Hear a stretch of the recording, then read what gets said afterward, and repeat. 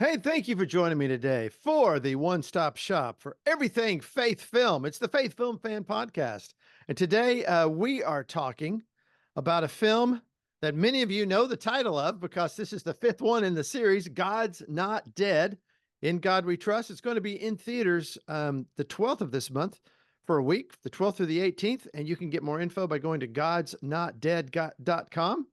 And we are speaking with the producer, the owner of PureFlix, the guy who's been around this business longer than anyone you'll ever meet, Michael Scott. Michael, welcome to the show, buddy.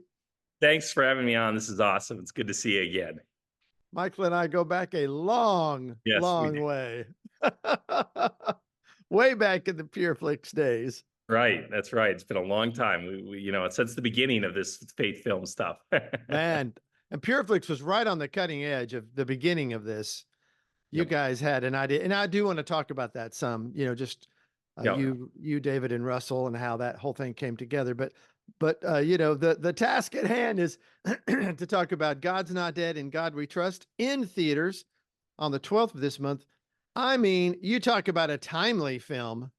You guys had no idea what was coming when all this stuff was going on. You had to be going, oh wow, our It was. movie is happening in real time. It was.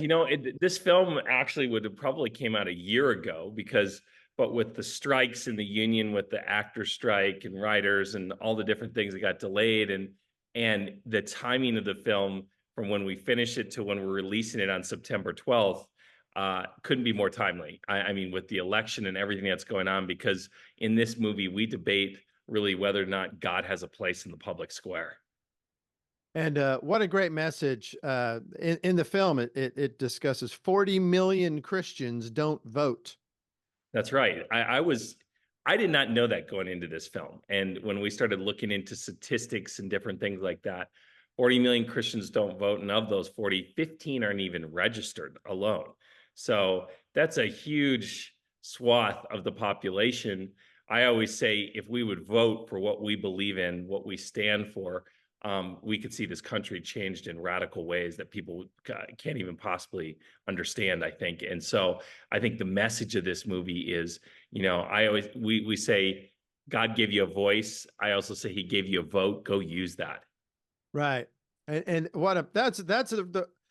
it was just my wife and I watched it last night and was very struck by the timeliness of this message, So what are your hopes for the film? Film's going to be coming out on the 12th. What are your hopes? Well, you obviously will always want these films to do good. It goes nationwide in theaters, but I'm hoping a couple things. Obviously, a lot of people see it. And I don't think this is just for Christians. I think you can bring your non-Christian friends. It will start an interesting debate between you. You can discuss whether God belongs in the public square. What is this separation in church and state? What does it look like? Because I think healthy conversation, debate, looking at these things is really helpful. And what I want people to say is, you know what? It's time for me to take a stand. It's time for me to vote what I believe. And I want to see people get actively involved to see our country go in the right direction where it needs to go. And that message really comes through the film.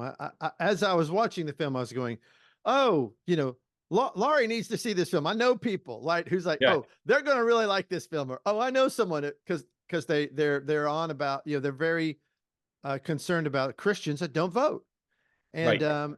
And so this message, I mean, if 40 million Christians were to vote, that'd be massive. Be a landslide. We would win every seat, everything, everywhere we went. It would be incredible. And and the message is just not about going out and vote. It's an entertaining film too. You get to see the highs and lows of each character. We have a ton of returning characters plus brand new characters. So if people really enjoyed the God's Not Dead before, and if you haven't seen the previous one, you'll enjoy this one. It's a standalone film that I think people can really sit down and say, wow, there's a lot of drama, a lot of, just the different elements that make a really great film. Yeah, that is true. If you had no concept of what God's Not Dead was, that wouldn't impair you at all from understanding what's going on from the very first screen. I mean, you would get it. Yeah. And I think, it's interesting. It's been an evolution going back to number one. We debated, does God really exist? Thus the title, God's Not Dead. And then we went on to explore themes, is Jesus, is he man, myth, or Messiah? Does he really say who he is? Was he a liar? Was he really the Messiah? And so we bring up interesting facts, different things layered in. You get to hear the arguments for this.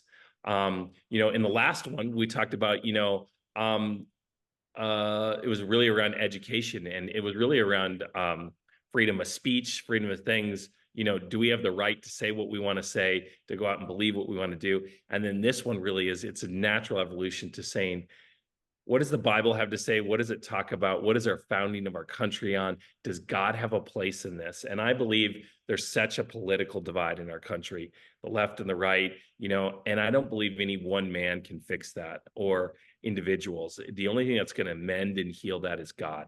And I think if we put God back in the center of that, we will see radical change that will bring about great things, I think, for our nation. That's amazing. That's great. So, Michael, what was your involvement on this film?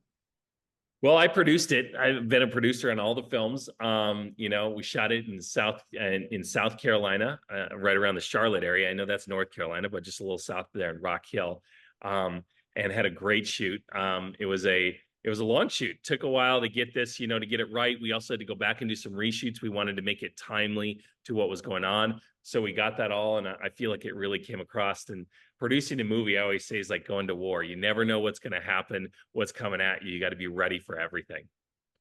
Now, talk to me about what a producer does. What are some of the roles, like function, you would do as a producer? Yeah, a lot of people ask, what is a producer, doesn't it? So a producer is the one that typically finds the concept or buys the concept, whether it's a book or original script, and then he assembles the team, the creative team, the director, the DPs, the different people to be able to go execute that vision. And so in conjunction with the director, who's kind of like the creative chief, here the producer says, here's the script, let's execute this vision. Now that director will import his life into that film to say how the actors are going to respond to different lines, what's going to happen, all of those different things.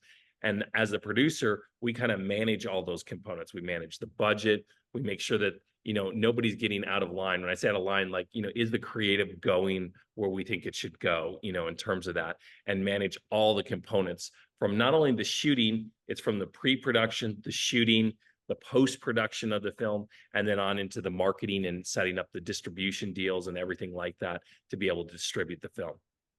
So it's quite a bit of hats. You're wearing quite a few of hats. You do. You wear quite a bit of hats. I always say I'm jack of all trades. You know what I'm saying? You got to know a little bit of everything, but it's an incredible role. Honored to do it, and to do it on films like this that I hope glorify God, and we can see God shine through it. I think what a better thing to do, to be able to go out, take a film, and reach millions of people. I'm so excited and honored to be part of it. And they can get more info on a theater near them starting the 12th of September by going to godsnotdead.com. Yep, godsnotdead.com, September 12th, nationwide. So that's great. Now, notice you're doing this as a Fathom event. Talk to me about your working with Fathom. What was the you know what, we did one before as a Fathom event, had a really great experience. This is a wonderful thing. It'll be in theaters for the entire week, and it'll extend. And the ones that do well, it'll continue on beyond that. So I always say that films are so important, whether it's a Fathom, whether it's a normal. You got to get out and see them the first week, because that determines the trajectory of the film, whether or not how long it's going to stay in theaters, how well it's going to do. So go out that first weekend, whether there's crowds or not, get out there, go see it. We've seen some great success with some recent films. The Forge and Reagan just came out, and they did well. So I'm really hoping that this one can continue that. And I think you can't ask for a more timely film around the election right now. Yeah, it's about a congressional election, and the issues that are in your film. It's so amazing. It's like, how did you know this was going to happen? I mean, you're looking at our world today. It's like, whoa, it's like they're making a film about right now. It's so weird. I think it's God, because, when you write these things a year or 2 years before, you don't know everything. You get some ideas of what might be going on, but you don't do it. And so I think it's just, felt like this is the right script for the right time when we did it. And, God had his plan and his time for it. And I think it's showing through. And so I think that it couldn't be better. I mean, to deal with an election and putting God at the center of it, and what does that really mean? I think a lot of people don't understand what our country was founded on. They have inklings, maybe, different things. It's been warped throughout the time. Sometimes, a lot of times, people think truth is relative. I don't believe that it's relative. Truth is truth, whether we like it or not. And I think we really dive into a lot of this and what's going on in today's world. Yeah. So when did because sometimes it'll take seven years from a time a film is, you start on a script to the time it hits the screen. How long has this been in production? Been going? So we wrote it back, gosh, in let's see, 20. Okay, so we wrote it in 22 and the beginning of 23, and then we were Oh, planning okay. on shooting it in the summer of 23, and then it got put on hold because of all those strikes and everything, and so we didn't end up shooting until like November, and we shot November, and then it's been within post production till like May. So typically from when you start shooting to finish, it can be 6 to 9 months to finish the film.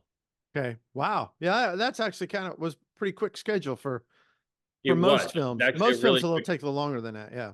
Yeah, we just felt like it needed to be timely with the election. I think if this would have come out a year later, I mean, it would still had impact, but I think God kind of ordained it for this year. And the infrastructure, I mean, this is kind of the fifth in the series. So the infrastructure is kind of already built in there. Well, there's some of the same players, Yes, on, we had the director from the last one, God's Not Dead 4, came and he directed it, same DP. We had some of the similar crew. So, a lot of people, and we always mix some of the cast from previous films plus new cast. So we had kind of a really good team that we could gel together, knew the characters, knew what was going on, but we also brought in some incredible new characters as well.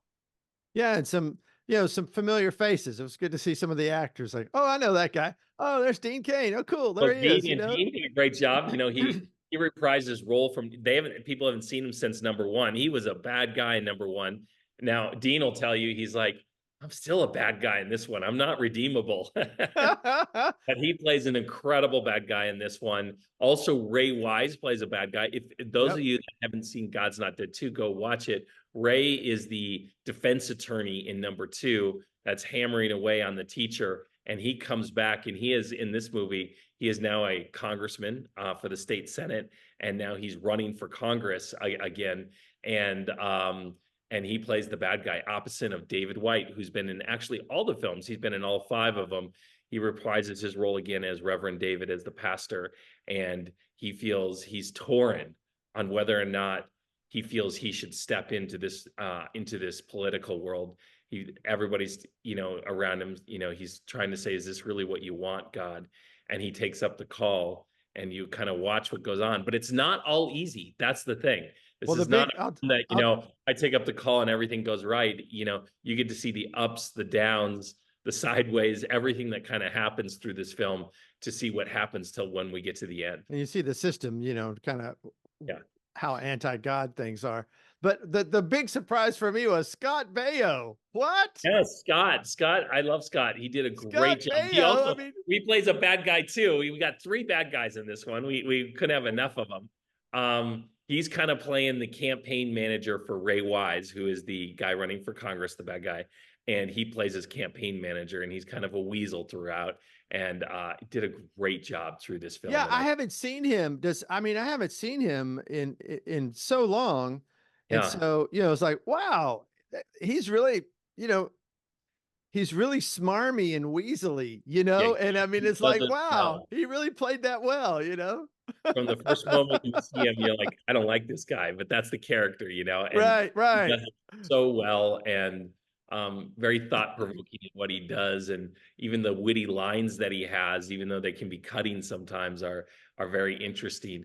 I think you get to also in this film experience a little bit of that political world that's at odds with our faith, whether you're on the left or the right.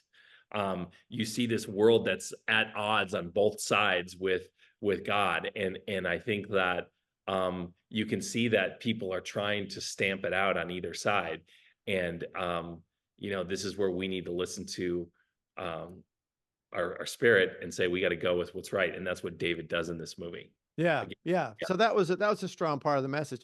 So let's talk about PureFlix. I mean, PureFlix, you were part of the So original team that I started start, yeah, PureFlix. yeah. So I started PureFlix in 2006 with David and Russell. We grew it as a production company and distribution company, did So a that's ton of that's films. just to interrupt. That's David A.R. White, the actor that's in all the God's Not Dead movies, as in many PureFlix movies. David A.R. White, and then Russell Wolf was another one. Good And friend of mine, a partner of him, he actually passed away in 2015 from ALS. During that time, right after we released the first one, and so it was that was a tough thing. He's in a better place now, and is this franchise continuing? But beyond that, we made movies, and then we distributed movies. And about when God's Not Dead came out, we decided to do more theatrical movies. Got into theatrical movies, distributed a ton of theatrical movies, made a ton of them. And then in 2015, we also launched a streaming service. I kind of call it the Christian Netflix, right? And mm-hmm, ran that all the way up until 2020. And then we sold that to Sony mm-hmm. in 2020. I ran it for them until a year ago for Sony. And then it's still going right now. They actually did a partnership merger with Great American PureFlix and the service. And actually, they're a partner on this film as well. If you see, you'll see it in the credits and their logo and stuff.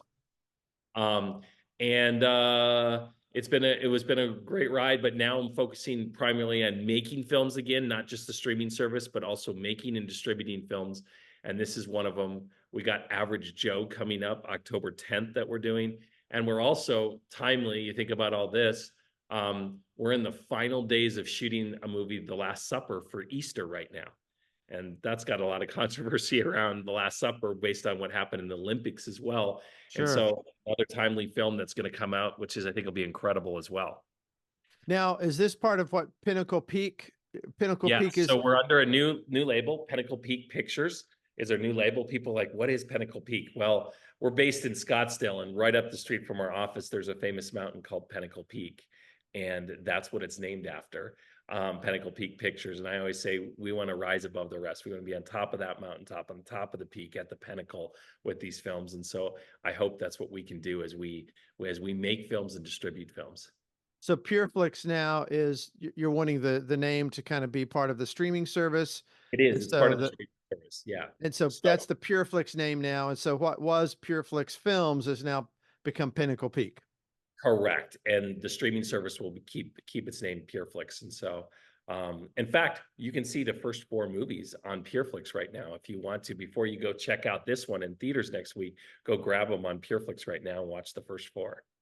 And so I remember back in Scottsdale, when we were doing stuff together way back in the day, and you guys kind of told me, and Russell's such a great guy, he's so dearly missed. He was Yes. just fun, he was so fun, but smart as a whip. Man, that guy was smart, and you guys were you had David doing all the acting because he was cheap, you didn't have to pay 150,000 for an actor, right? And so you had these low budgets that you could make films with and use David and not have to hire actors. So it was like you had this whole thing kind of built in. But talk a little bit about the kind of like the heart behind why you guys wanted to start PureFlix.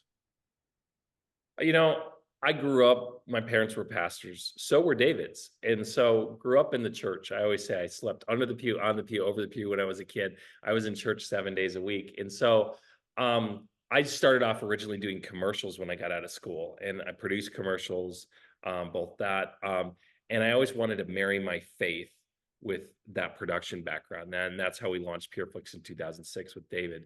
We came together, and I just felt like there was a ton of films being made in the world, but not enough in the Christian community that represented the values of what I stand for as a Christian.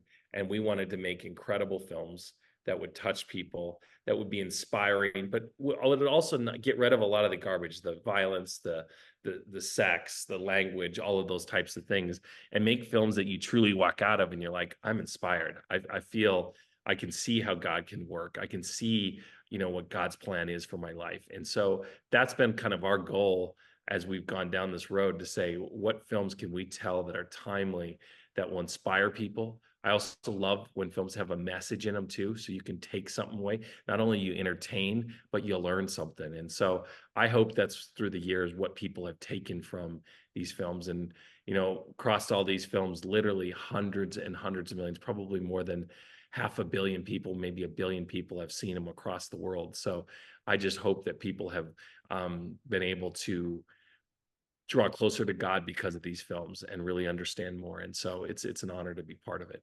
Did you take a break for a while? Did you go on like I out of the know country in missions or?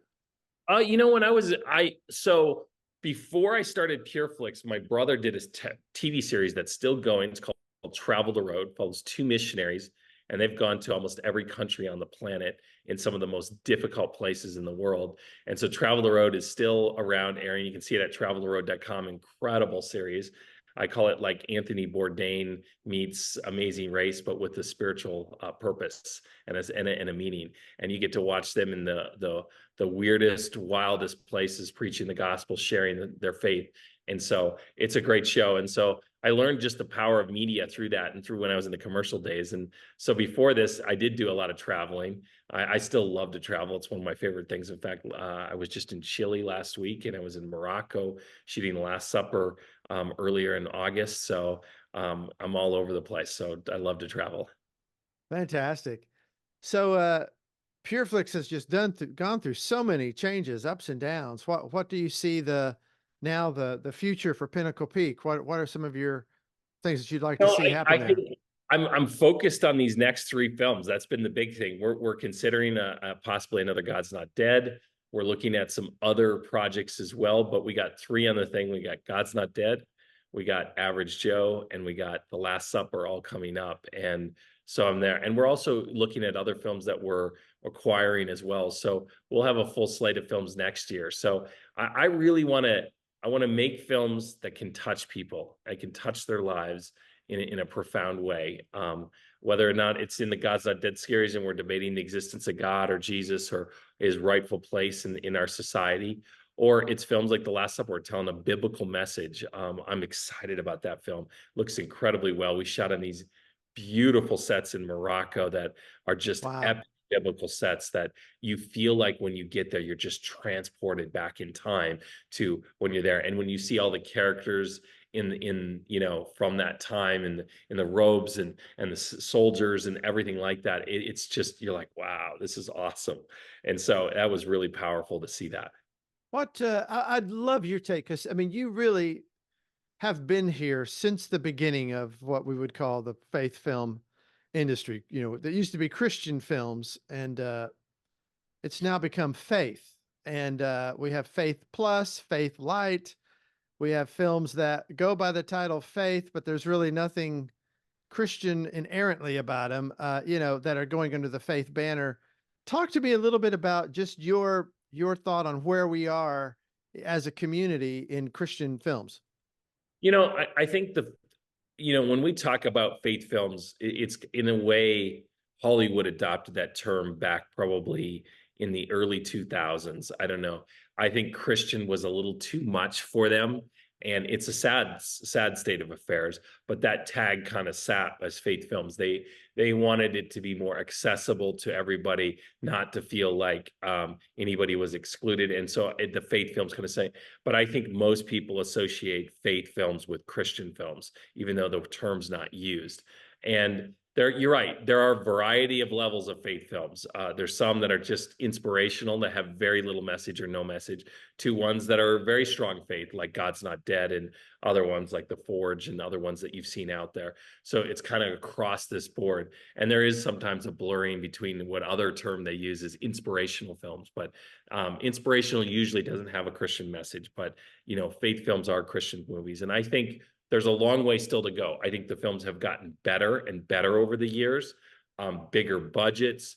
We're seeing now some more TV coming as well. And so I think the future is bright for these films. I think people want them. And I think that we're going to continue to raise up incredible artists that can make these films and make incredible things. When COVID hit, you just had this tremendous backlog of films that were just kind of sitting in the queue because they couldn't get released. They didn't want to get released. Then afterwards, they didn't want to be released because of just concerned about. And so then there just seemed to be like a glut of just Christian films just all Right. came out. Like every week, every 2 weeks, there was something. And it back in the day, it wasn't like that. You didn't No, see it wasn't. Christian. I always say it's funny. They go through waves. When we released God's Not Dead, they called it the year of the Bible. It was Son of God, God's Not Dead, Noah. There was Heaven is for Real, and there were a couple others as well. So they go in waves. It's like Hollywood also jumps in the bandwagon when they see success in one film, then they're like, oh, we got to make more of those, or we got to distribute more of those and put them out. And so they come in waves. It'll go through a high period, and then it'll kind of come down and be a low period, and then it'll go back up. And so I think I've watched that over the last 10, 15 years of how these things kind of go ebb and flow. I think we're in a high period right now over the last, 9 months or so, and which I think is a good thing. We need more of these films. I'd rather see more of these films than more of the other. Do you see PureFlix or now Pinnacle Peak? Your yearly production of films has that, is that steady from where it was, or are you I on a think trajectory with more films per year? I think we're distributing more people's films.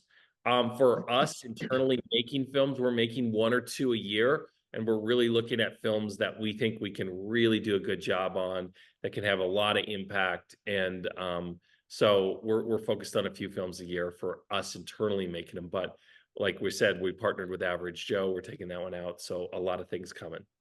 So much of the your economic way the things was structured was at the beginning of this was DVD sales.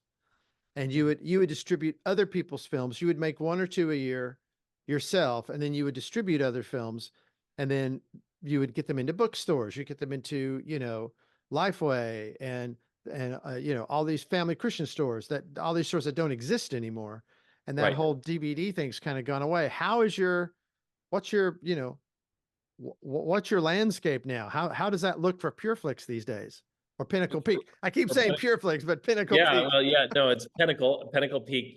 I think it's changed. Obviously, the industry as a whole is going through it. Whether you're on Hollywood or in faith films, it's transitioning. I think COVID rapidly transitioned more people into the streaming world, where I think it would have been 5 years slower. I think now we're 5 years ahead of where we've been. So people are looking to get their films, whether it's on streaming or digitally. So the amazing thing is still sell a lot of DVDs. Could sell on a God's Not Dead hundreds of thousands of DVDs. I'm still surprised by that, but still a lot of DVDs do sell. But more people now are either renting it on an Amazon or an Apple or one of these other platforms. They're buying it digitally for their digital catalog, or they're getting it on streaming. So we've seen a rapid, whereas DVDs and the physical, whether it's Blu-ray, DVD, was probably after the theatrical was the biggest thing. That's totally shifted now. It's probably like 70-30. 30% is that physical DVD, Blu-ray, and 70% is in the digital world now. So it's a radically shifting. It'll continue to shift. I think more people will do it digitally. And I'm praying that the platforms like PureFlix and others continue to grow, because those are great for our faith-based consumers to be able to find a place where they can get the films later on downstream as well. Yeah, and Great American came in and became a partner with PureFlix, Correct. and from is that from Sony? Is Sony still involved? It's Sony and Great American. So Great American and Sony merged the companies together. They have the linear stations as well, like broadcast TV or cable Mm-hmm, TV. mm-hmm. You can watch movies on there, and then they have the streaming platform PureFlix. So I think those two elements are great, kind of sister components of each other, that can help broadcast these films to the world. So is Pinnacle Peak connected at all with the streaming platform? No, we're separate. We do make films for PureFlix. We work with them a lot of times on making films for the platform, or we'll make them theatrically and then they'll go later on to the streaming service. But we're not connected, but I'm very close with those guys over there. And I always say a film has a life cycle. It starts in theaters, and then it goes digitally, what they call premium video on demand, where you can watch it in your home. And then it goes on to your VOD and DVD, which is video on demand. You can rent it or do whatever, and then on to streaming and broadcast TV. And it does the same thing internationally. And so they slowly roll out through, over the course of a couple of years through all these different windows, to be able to watch these films. And I think that that's healthy for the films because it gives them a long life and people get to experience them in different fashions and forms. Whether you saw it in theaters, you can watch it again, or you can watch it down the line. Yeah, for some reason, I don't know, I never got it that you weren't involved with the streaming service. So you I was Russell, involved. I'm sorry? I was involved. I started the streaming No, service. I know, but I mean currently that you're Oh, not currently, no. currently, I because left I knew that was your thing. I mean, you started Yeah, that. no, I left about a year ago. I left 1 year ago, from PureFlix, and then we always had. So when we sold to Sony, we had three parts of our company. We had the streaming service, the production company, and the distribution company. We just sold the streaming service to Sony, which they kept the name PureFlix. We renamed the studio and the distribution company Pinnacle Peak, and so we still distribute films under, just like we've done in the past. We're been continuing to distribute films, and we're still focused on that today, making films and distributing them. Do you have an inroad into the PureFlix platform, or are you like any other distributor now? You kind of have to negotiate with them to get it on, and or was there a deal where you guys had a kind of a first right of refusal to get on there? Or You know what? I work with Bill. I know Bill Abbott, the president over there, great guy. And we've worked together. I've consulted with them. I do everything. So we kind of, every film we do, we talk about it and say, is this right? Does this make sense? How can we maybe put it on the PureFlix platform? So it's the same for all of these. fantastic. Yeah. Well, what an interesting conversation. Thank you, Michael, for being with Yes, us I today. appreciate it. Thank you for having me on. It's so great to see you again. We can't have such a distance between these two. So we'll have to do one Average Joe and Last Supper and all of these. So yeah, definitely. If you're in Nashville, look me up. We'll do lunch or something. I love it. So we're talking about God's Not Dead, In God We Trust. It's going to be in theaters nationwide, starting September 12th for at least a week, maybe more in your area, depending on, but you need to see it in that first week. If you want to see it, you got to go see it. And as I say many, many times, if you don't go see the films and buy the tickets, they can't keep making these things. So it's imperative that you buy a ticket so they can make more. If you want more God's Not Dead movies, if you want more movies like that, then you've got to go buy a ticket. And it's godsnotdead.com to find a theater near you. Michael, this has been amazing. Thank you so much. I appreciate it. Yeah, and I hope we can talk again soon on these other films you have coming down the pike. Sounds good. Thanks so much. We'll talk to you soon. All right, Michael. Thank you. Bye-bye. Bye.